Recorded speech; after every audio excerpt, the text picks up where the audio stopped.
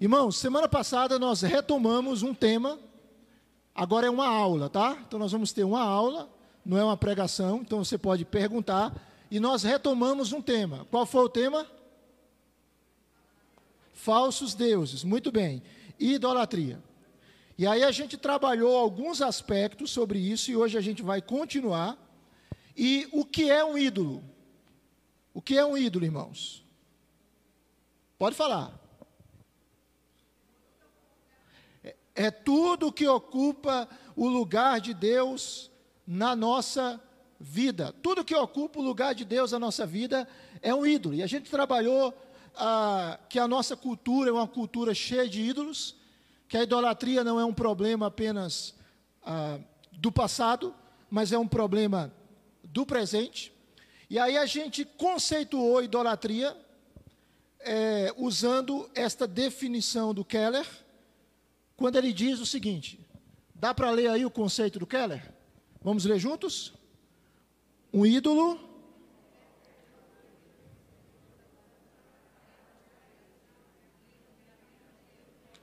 muito bem. Então, um ídolo é qualquer coisa que você procura para dar a você aquilo que apenas Deus pode te dar. Então, um ídolo é algo que substitui a Deus. É algo que é colocado no lugar de Deus. E nós começamos a falar da idolatria no Antigo Testamento, e a gente trabalhou bem rápido o início. Logo no início, como a idolatria se manifestou no início, quando o homem, ao invés de adorar e servir a Deus, ele caiu no pecado, e como esse ser humano, ele se recusa a glorificar a Deus, e ele escolhe algumas partes da criação para glorificar em lugar de Deus. Como diz Romanos capítulo 1, eles trocaram a glória do Deus incorruptível, adorando e servindo a criatura em lugar do Criador. Nós vimos que a lei, ela é contra os ídolos.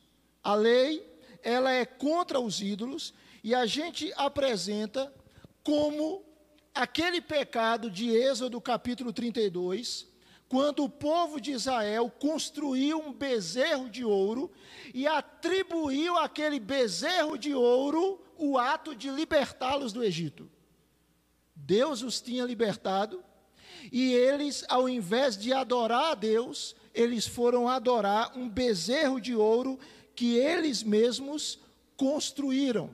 Nós vimos também o primeiro mandamento. Qual é o primeiro mandamento do Decálogo, irmãos? Qual é o primeiro mandamento?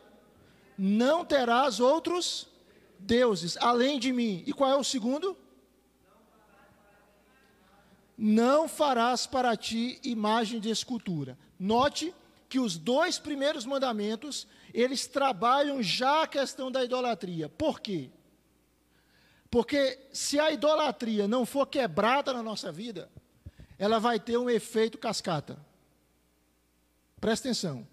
A idolatria, ela gera outros pecados. Ela é mãe de outros pecados. E a gente viu rapidamente essa questão da idolatria. Igor, volta aí, vai, por favor, para os Salmos, orando contra os ídolos, por gentileza.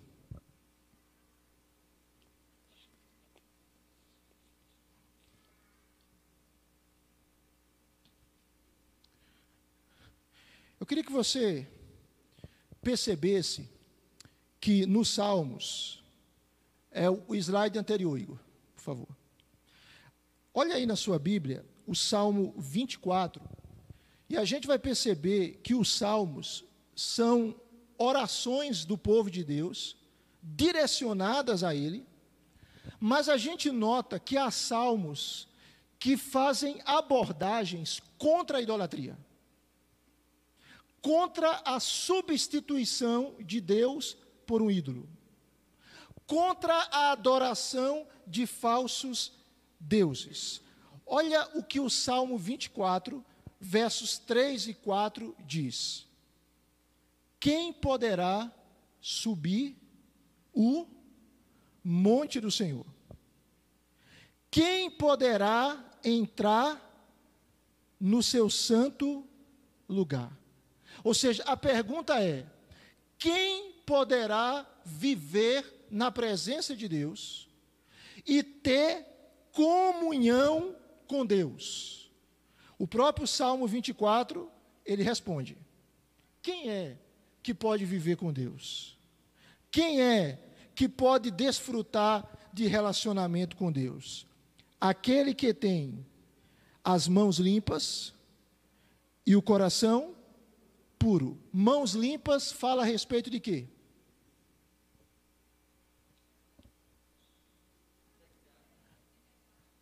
Mão limpa diz respeito à atitude, ações, tá?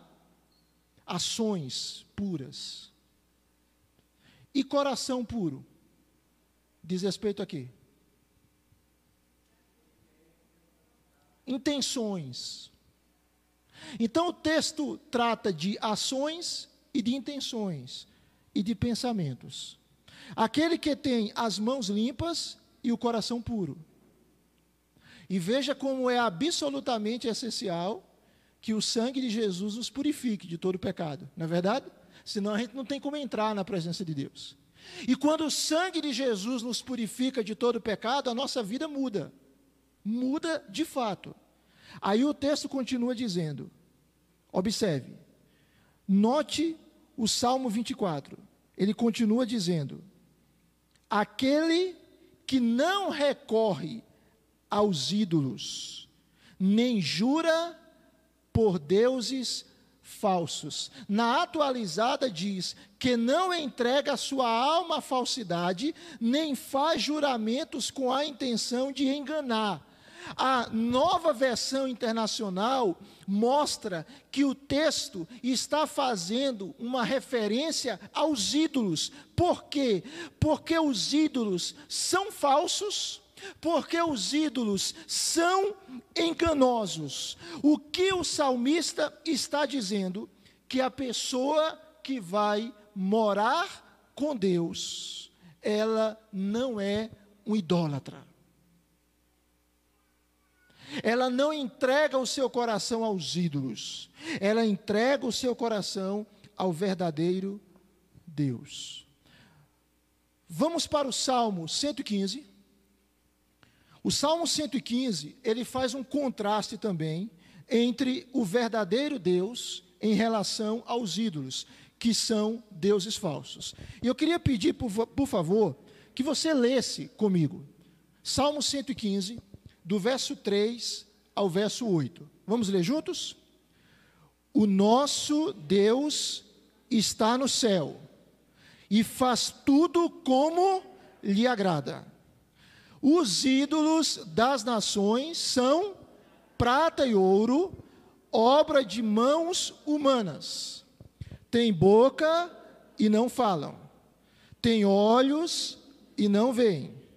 Tem ouvidos e não ouvem. Tem nariz e não cheiram. Tem mãos e não apalpam. Tem pés e não andam. Som nenhum lhe sai da garganta. Tornem-se semelhantes a eles os que os fazem e todos os que neles confiam. O que o texto está fazendo aqui, gente? Ele está fazendo um contraste entre o verdadeiro Deus. E como é que o verdadeiro Deus é apresentado? O nosso Deus, ele está onde? Onde está o verdadeiro Deus? E onde está a imagem do Data Show? Não sei para onde foi. Tenho a mínima ideia para onde ela foi. Veja, o texto está dizendo que o nosso Deus, ele está no céu e faz tudo como lhe agrada. O que é que isso significa? Ele está no céu, então ele é soberano. ele tem toda a autoridade, e ele faz tudo como lhe agrada. Mas os ídolos das nações são diferentes desse Deus soberano e que tem toda a autoridade. O que são os ídolos das nações? Eles são produto da mente do homem. Imagine como a idolatria é uma loucura. A gente vai ver que a idolatria é mais amplo do que isso, tá? A gente vai observar mais na frente.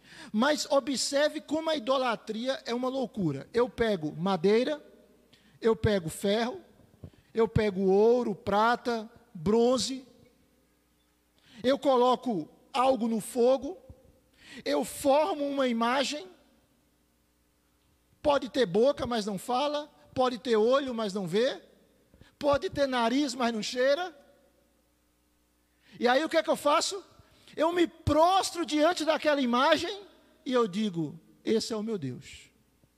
E eu vou fazer uma oração para que aquela imagem, que tem boca, mas não fala, tem olho, mas não vê, tem ouvido, mas não ouve, tem nariz, mas não cheira, tem mão, mas não apalpa, tem pé, mas não anda, eu vou orar para que aquela imagem, que na minha cabeça representa um Deus, me abençoar. É ou não é loucura? É uma loucura. É a loucura da idolatria.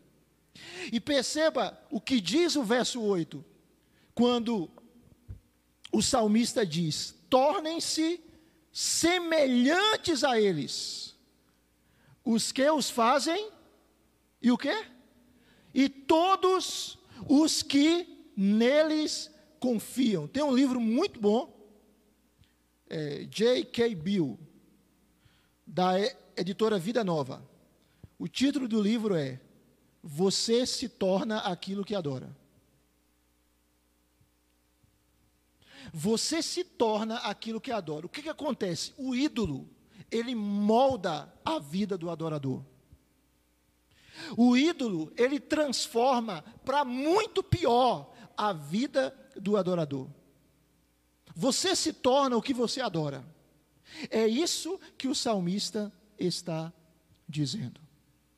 Mas vamos avançar um pouco mais na abordagem bíblica. Antes, alguma pergunta, irmãos? Está fácil de entender, não está? Muito simples, né? Os irmãos estão entendendo? Muito bem. Então vamos aqui para os profetas. Veja, essa aqui é uma aula, tá? Isso é uma aula, você pode perguntar, você pode falar, certo? Quando a gente vai para os profetas, há uma polêmica contra os ídolos. Isaías, Jeremias, Ezequiel, eles falam muito contra a adoração de ídolos. Por quê? Porque a idolatria é um pecado que persegue a humanidade. Lembram que na semana passada eu fiz uso de uma frase do reformador João Calvino sobre ídolos? Alguém se lembra mais ou menos dessa frase? O coração do homem é uma fábrica de ídolos. E a gente vai observar aqui, nessa parte da nossa aula, como isso é uma realidade. E o que os profetas falam sobre os ídolos? Em primeiro lugar, eles mostram que um ídolo é vazio, nada e é impotente. O que é um ídolo? Um ídolo não é nada. Um ídolo é simplesmente algo que é criado pela mente humana. Um ídolo é algo que o homem atribui a ele a divindade, sem ele ser Deus. Não é nada. Lá no Novo Testamento, lá na frente, 1 Coríntios, Paulo diz sobre isso, que um ídolo não é nada. Ele é simplesmente obra das mãos do homem. Isaías capítulo 2, versículo 8, por favor, ouçam. Diz assim, amados: a terra de Israel também está cheia de ídolos.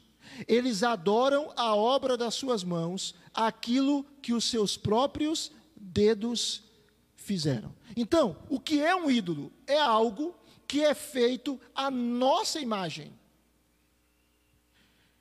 Em certo sentido, irmãos, a idolatria é adorar a nós mesmos. A idolatria é o reflexo das nossas próprias impressões. Então, em primeiro lugar, um ídolo é vazio. Um ídolo não é nada. Um ídolo é inútil. Mas os profetas trazem um outro princípio sobre o ídolo. Apesar do ídolo não ser nada, ele é um poder espiritualmente perigoso que suga toda a sua força. Ele não é nada, mas ele faz mal. Ele não é nada, mas ele arruína a vida da pessoa. Os profetas mostram que ídolos são coisas impotentes, totalmente relacionadas à obtenção de poder. No entanto, quanto mais você busca poder por meio dos ídolos, mais eles sugam a sua força. Os profetas continuam dizendo que os ídolos, eles produzem cegueira espiritual da mente e do coração. Por favor, Isaías capítulo 44. Isaías é um profeta messiânico que fala muito sobre idolatria. Isaías capítulo 44. Veja o que diz o verso 18, o verso 9 primeiro. Isaías 44, 9. Todos os artífices de imagens de escultura são o quê? Nada. E as coisas que eles tanto estimam não têm valor nenhum. Eles mesmos são testemunhas de que elas nada veem, nem entendem, para que sejam envergonhados. Versículo de número 18, de Isaías 44. Nada sabem, nem entendem, porque os olhos deles estão grudados, para que não vejam, e o coração deles já não podem entender. Então, os ídolos não são nada, mas eles promovem cegueira espiritual. Como é que eu acho que um objeto é o meu Deus? Como é que eu creio que um objeto inanimado, ele vai resolver o meu problema? É uma cegueira. E o idólatra ilude a si mesmo por meio de uma rede de mentiras. Isaías capítulo 44, versículo 20. Mas note, em terceiro lugar, os profetas mostram que os ídolos, eles trazem escravidão. Eles envenenam o coração, até a pessoa depender completamente deles. Eles capturam o nosso coração de maneira total. Abra, por favor, a sua Bíblia em Ezequiel capítulo 14. Ezequiel capítulo 14.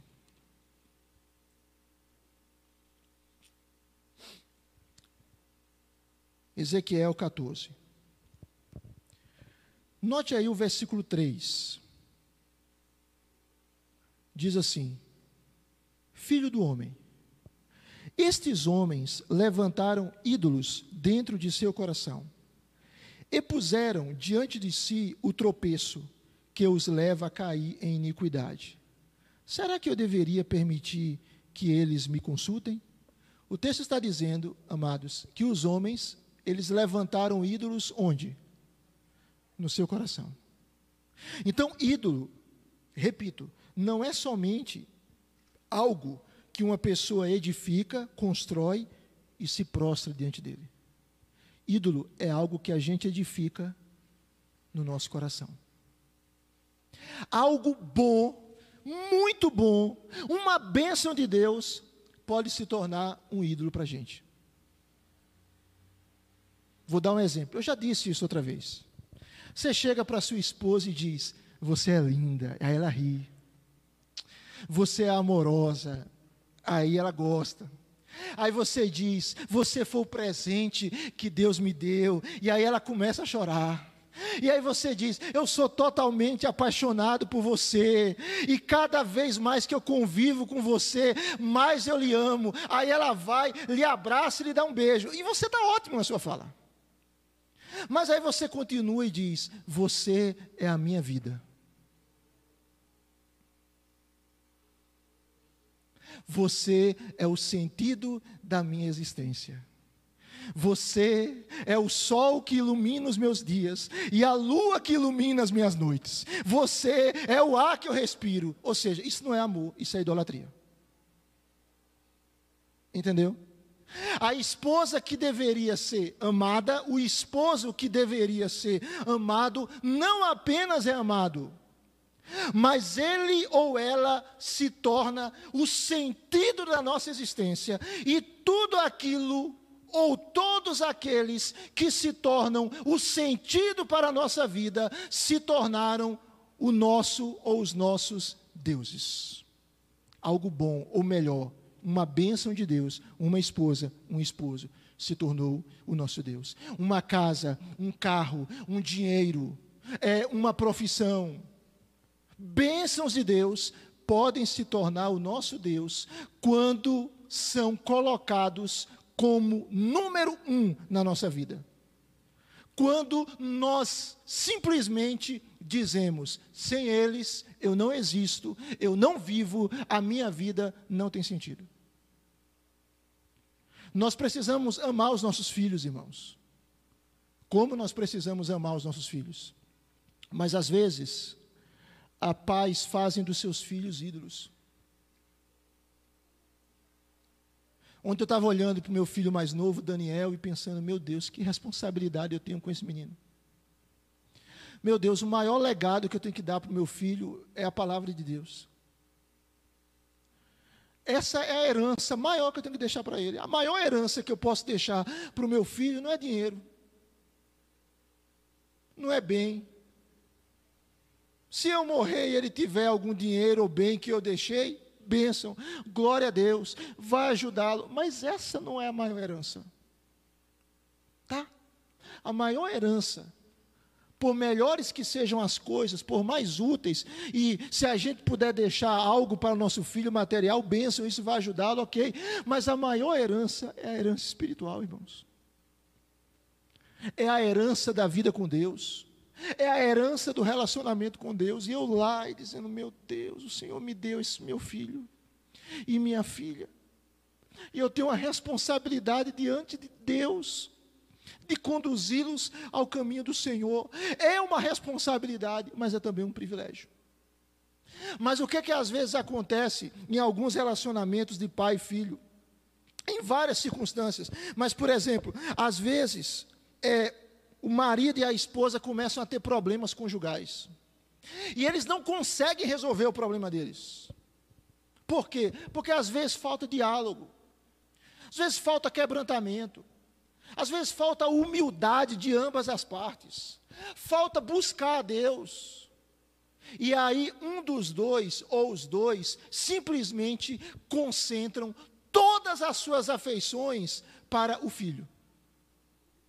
E eles deixam de ter uma convivência harmoniosa entre eles, porque isso abençoa os filhos. Irmãos, algo que abençoa extremamente o seu filho e o meu filho, é quando eles olham para nós, pais, e eles veem que nós vivemos bem. O marido tratar bem a esposa, e a esposa tratar bem o marido, é um presente para os filhos. Tem gente aqui da igreja, gente que está perto de casar, e que falou para mim mais de uma vez, pastor, eu olho para os meus pais e como eles vivem bem, já estão casados, ó. Ou seja, ela não tem medo de casar. Por quê? Porque vê o exemplo dos pais. Está entendendo?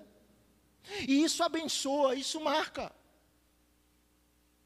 Então, gente, às vezes, a gente não resolve os nossos problemas, as nossas questões internas, e a gente começa a transformar até o filho, que é uma bênção de Deus, que nós amamos, que nós estamos dispostos a dar a nossa vida por ele, mas a gente transforma em ídolo. E é muito interessante essa questão de relação de pai e filho, né? Às vezes isso acontece comigo e deve acontecer com você também, né? Às vezes tem um doce na sua casa, tem um pedaço de bolo, tem alguma coisa e você quer comer. E você quer comer. E aí o filho dá aquela olhada, né? naquele pudim, naquele bolo, naquela coxinha, naquele brigadeiro. E aí você faz assim, ó, você pega, imagina aqui que é o doce, e você, ó, passa para ele, para ela, e fica vendo ele comer. E você ri. Você não come. Os irmãos estão comigo aqui? É assim ou não é assim? Ou só é comigo? Eu sou anormal. Né? Aí você não come, com vontade de comer, você dá, ele ou ela come, e você tem prazer naquilo. É lindo isso, né, irmãos? É por isso que quando a gente tem mais filho, a gente entende mais ainda o amor de Deus pela gente. A gente amadurece. Mas o assunto não é pais e filhos, só foi um parêntese, para lembrar que o cônjuge é bênção, o filho é bênção, mas não devem ser transformados em ídolos. Eles são bênção do Senhor, que devem ser amados e não adorados. Está claro isso? Alguma pergunta? Fácil, né, gente? Simples, né? Vamos lá.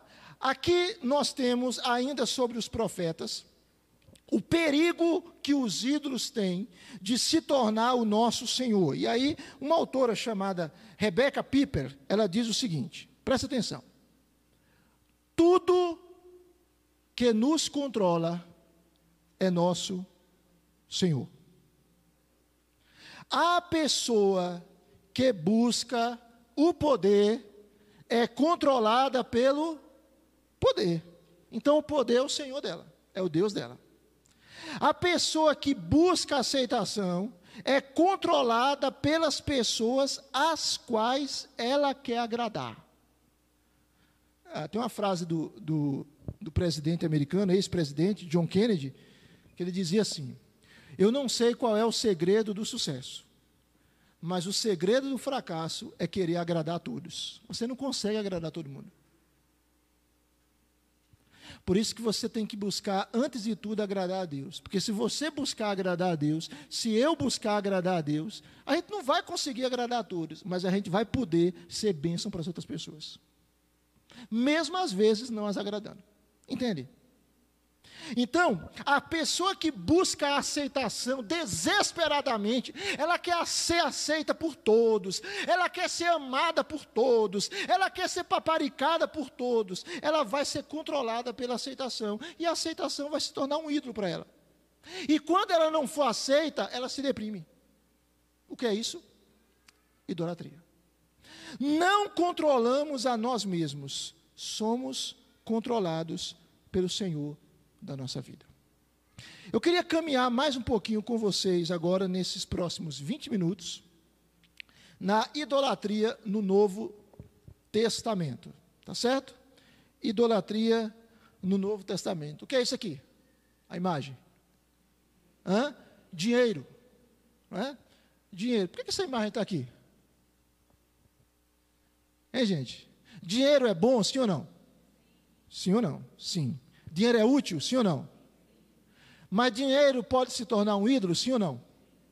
Sim. Não é? E aqui tem um texto, em Colossenses, capítulo 3, versículo 5.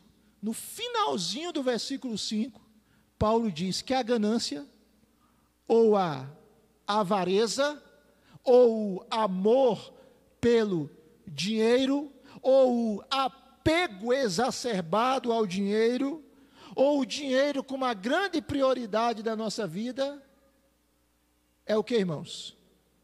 É idolatria. Então vamos lá. Queria que você refletisse um pouquinho comigo sobre idolatria e desejos. Tem uma palavra grega, epitumiai, ou epitumia, desejo ou desejos. Essa palavra, ela significa desejos desordenados, e é um termo muito comum no Novo Testamento, e que tem uma relação muito íntima com a idolatria. Veja, todo pecado, presta atenção, todo pecado, ele está enraizado. Quando a gente fala de pecado, todo mundo entende, né? Porque todos nós somos pecadores. Graças a Deus o Senhor nos regenerou, mas somos pecadores.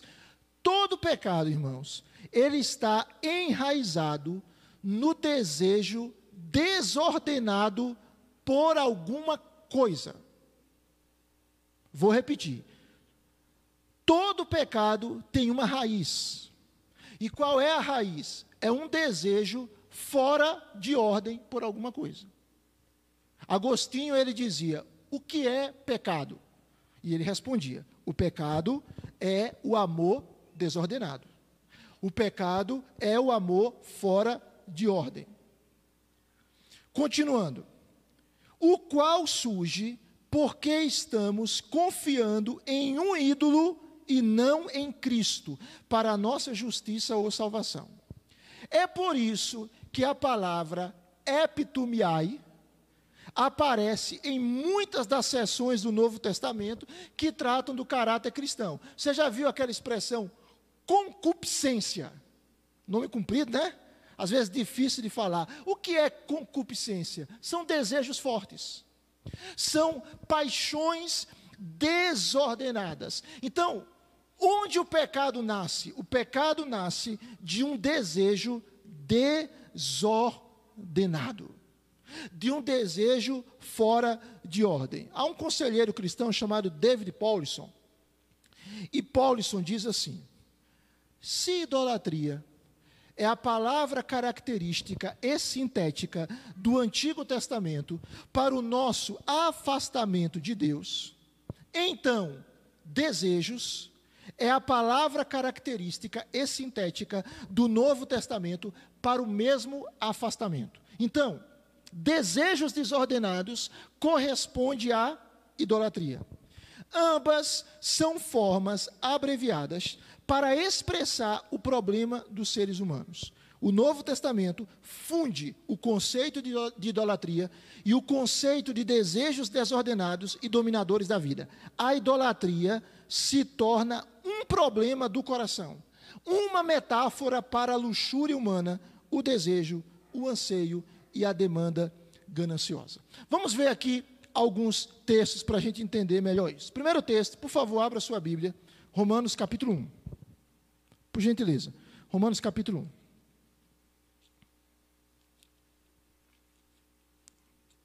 A partir do verso 18.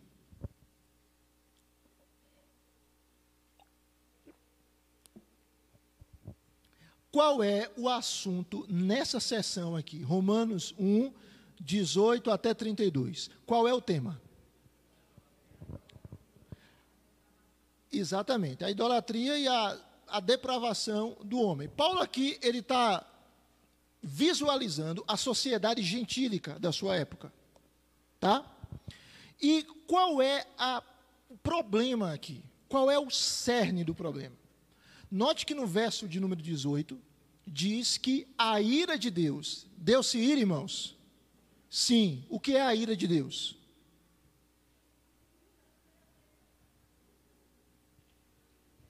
O que é a ira de Deus? É a indignação de Deus. A santa indignação de Deus. Isso é a ira de Deus. Então, a ira de Deus é a aversão pura que Deus tem ao pecado. A ira humana pode se tornar pecaminosa. A ira de Deus, ela é santa. Note bem. A ira de Deus, ela se revela do céu contra toda impiedade e injustiça dos seres humanos, que por meio da sua injustiça, eles fazem o quê? Eles suprimem a verdade. Esse é um texto muito atual. É aquele indivíduo que ele quer viver na injustiça. Ele quer viver no pecado. E para isso ele tenta abafar a verdade.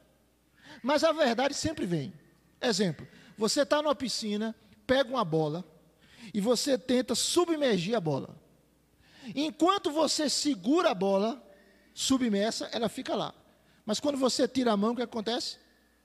Ela sobe. A verdade sempre aparece. E aqui Paulo está falando sobre pessoas que por causa da sua injustiça, eles tentam suprimir a verdade. Aí o texto continua, verso 19. Aquilo que se pode conhecer a respeito de Deus é manifesto entre eles, porque Deus lhes manifestou. Paulo está falando sobre o que aqui? Que manifestação é essa de Deus? Através de quê? Aqui, Deus se manifesta através da palavra, perfeito. Mas nesse texto, é porque eu fiz uma pergunta que tem a resposta no verso 20, né?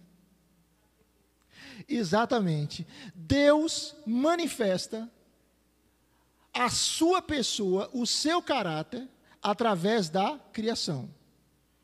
Os atributos invisíveis de Deus, verso 20, o seu eterno poder e a sua divindade claramente se reconhecem desde a criação do mundo, sendo percebidas por meio das coisas que Deus fez. O que isso revela? Que Deus, ele se apresenta através das coisas que foram criadas. Algumas pessoas fazem aquela típica pergunta: e aqueles que não conhecem nada de Deus? Não existe ninguém que não conhece nada de Deus. Por quê? Porque Deus se revela através da criação. Não existe ninguém inocente, porque Deus mostra os seus atributos, poder e divindade através daquilo que Ele criou. Olha o que diz o final do verso 20. Por isso, os seres humanos são o quê? Indesculpáveis. Por quê? Verso 21. Porque tendo conhecimento de Deus, não glorificaram como Deus, nem lhe deram graças. Pelo contrário, se tornaram o quê, irmãos? Nulos em seus próprios raciocínios, e o coração insensato deles se obscureceu. E aí eles disseram que eram sábios, verso 22, mas na verdade eles se tornaram tolos. Agora observe o verso 23. Observe o resultado da iniquidade e da impiedade. Observe o fruto de você abafar a verdade de Deus. Verso 23. E trocaram a glória do Deus incorruptível por imagens semelhantes ao ser humano corruptível, às aves, aos quadrúpedes e aos répteis. O que é que o texto está falando? Que ao invés das pessoas adorarem a Deus, eles adoraram as criaturas. Observe aí o verso de número 25. Eles trocaram a verdade de Deus pela mentira, adorando e servindo a criatura em lugar do Criador, o qual é bendito para sempre. Amém. O que essa passagem está nos dizendo?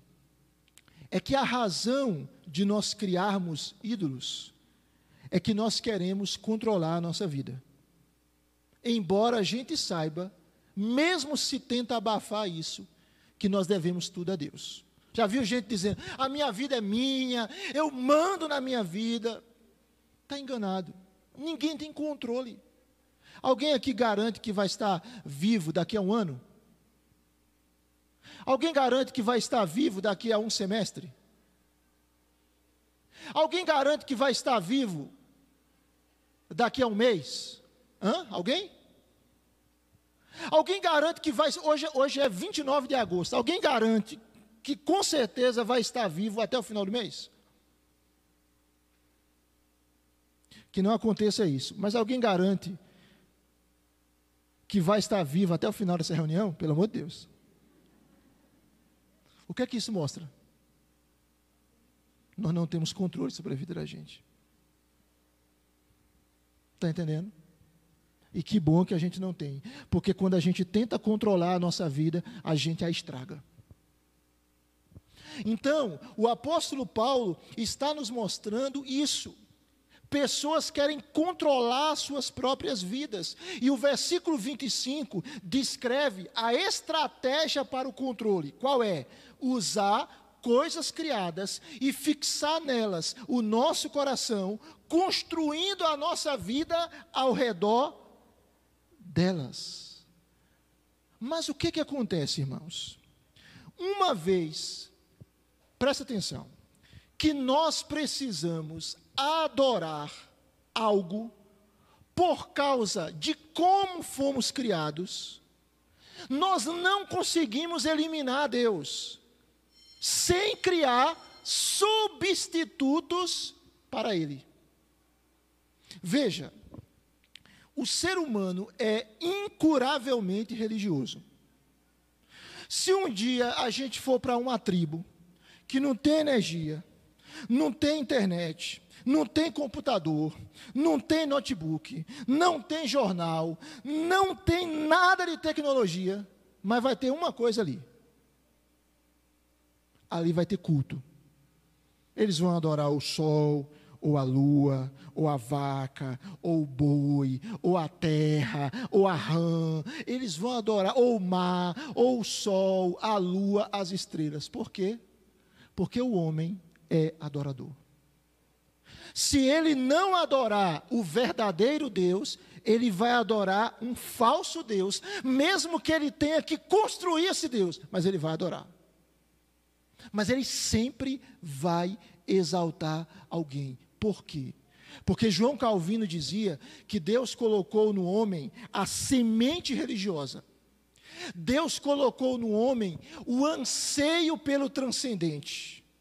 É por isso que pessoas que dizem, eu sou científico, eu só acredito naquilo que a ciência prova, essas mesmas pessoas, às vezes acreditam em búzio, acreditam em pirâmide, acreditam em signos. Elas, de alguma maneira, buscam desenvolver uma relação com o transcendente. Se elas crerem na revelação de Deus na sua palavra e obedecerem, elas vão se relacionar com Deus. Se não, elas vão se relacionar com o falso Deus. Mas nós sempre vamos adorar. Veja um outro texto e a gente vai parar nele, tá? Gálatas capítulo 4, verso 8 e 9. Gálatas capítulo 4, versículo 8 e versículo 9. Diz assim: mas no passado, quando não conheciam a Deus, vocês eram escravos de deuses, que por natureza não são deuses. Mas agora que vocês conhecem a Deus, ou melhor, agora que vocês são conhecidos por Deus, como é que estão voltando outra vez aos rudimentos fracos e pobres, aos quais de novo querem servir como escravos? O que é que Paulo está dizendo aqui? Paulo está dizendo aqui o seguinte: não volte para a idolatria. E qual era a tentação aqui dos Gálatas? Era achar que se fossem circuncidados, se fossem atraídos para o moralismo, eles poderiam obter a salvação. Se achassem que poderiam fazer boas obras ou atos religiosos e aquilo os tornaria alvos do favor de Deus pelo mérito deles próprios, eles seriam assim abençoados. E Paulo vai mostrar que isso é idolatria. Ou seja, a pessoa, presta atenção, a pessoa achar que ela pode, pelo seu caminho, se salvar, é uma idolatria. A pessoa conceber que as suas boas obras vão lhe salvar, é idolatria. A pessoa achar que o seu moralismo vai impressionar a Deus, é idolatria. Note bem, irmãos. Note bem. Eu queria convidar você a ler esse parágrafo aqui comigo, por favor. O último parágrafo desse slide. Vamos ler juntos? Se alguma coisa além de Cristo é sua fonte de salvação, então você está caindo na idolatria. Se faz sacrifícios a uma estátua, ou busca se tornar merecedor do céu por meio de uma moralidade meticulosa, você está estabelecendo algo além de Deus como a sua esperança final, e isso o escravizará. Qual é a libertação da idolatria, irmãos? quem é aquele que nos liberta da idolatria? Quem é, irmãos? É Cristo. Somente Cristo, sendo nosso Senhor, sendo nosso Salvador, nós seremos livres da idolatria. Somente se Cristo for o dono da nossa vida, o governador da nossa história, nós seremos livres da idolatria. Se nós desenvolvemos um projeto de autossalvação, Paulo está dizendo, isso é uma prática idolátrica. Que o meu coração, que o seu coração esteja entregue a Cristo, rendido a Cristo, confiante em Cristo, amando a Cristo, desejoso por Cristo, porque Cristo é aquele que nos liberta dos falsos deuses. E só quando nós adoramos o verdadeiro Deus é que nós somos livres. Quando se adora o falso Deus, se cai na idolatria. Que Deus nos livre da idolatria. No próximo escola dominical, a gente vai trabalhar um outro texto do Novo Testamento e a gente vai entrar numa parte mais prática, identificando os seus ídolos e a chave para a mudança nisso. Então a gente vai trabalhar, por exemplo, alguns ídolos, como o ídolo do dinheiro, o ídolo do sexo, como a gente pode identificar o ídolo e como a gente pode vencer a idolatria. A gente vai trabalhar isso mais especificamente no nosso próximo encontro. Irmãos, alguma pergunta? Alguma dúvida? Nenhuma? O que é idolatria?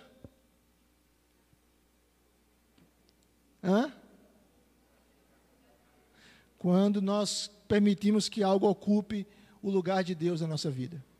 E a idolatria é abençoadora? Não, a idolatria é destrutiva. E qualquer coisa pode se tornar um ídolo. Oi.